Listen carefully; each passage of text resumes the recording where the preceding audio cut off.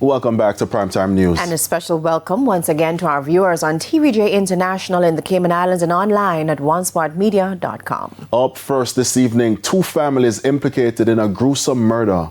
Both families are now left to plan funerals. The family of 14-year-old Tiana Sutherland has left the home where she was brutally murdered. And the mother of the man accused of the crime is left with one question: did my son really do it? Ramarda Lyons reports. This is where 14-year-old Tiana Sutherland was staying in Prospect St. Thomas before she was killed.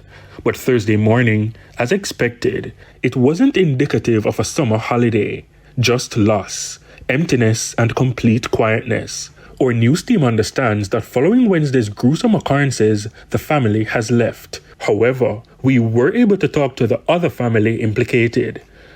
The mother of the man accused of the murder, who saw him 2 weeks ago, says she believes her son is wrongly accused and denied claims that he had mental problems. I don't think he did it. I just think he was accused wrongfully because he's a stranger in the district. He went there to spend some time with his girlfriend family. The man was identified as 19-year-old O'Shane Thompson of a Seaforth address in the parish. His father died when he was 6. His mother says when she spoke to the police, she had one question. I'm not sure if they're him. I'm not getting an answer. The officer says to me, we came there, we called out, come outside, and came out with a machete holding up. And they shoot. That's what I get. And I said to them, say, you couldn't shoot him in my foot or in my hand, and you don't train for that. While it's hard to accept, the woman says she would not support her son in any wrongdoing. I don't have no reason to think him ever hurt somebody like that. I don't think he have no reason to hurt nobody like that.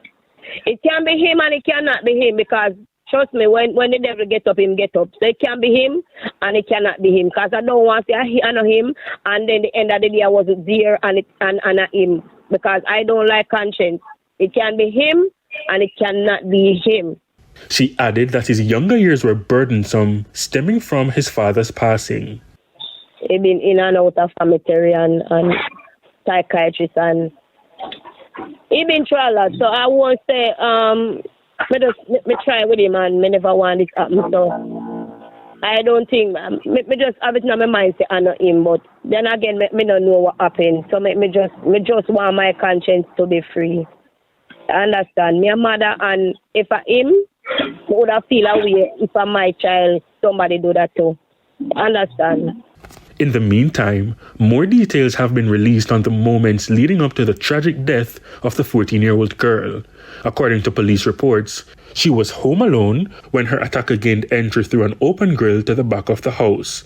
She attempted to call her father, a police sergeant, but the call dropped. He became worried after not getting her when he returned the call. He immediately went back to the house.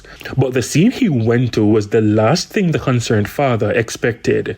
The policeman found his daughter lying in a pool of blood in the kitchen with chop wounds. She was taken to the Princess Margaret Hospital, where she was pronounced dead. Ramarda Lyons, TVJ News.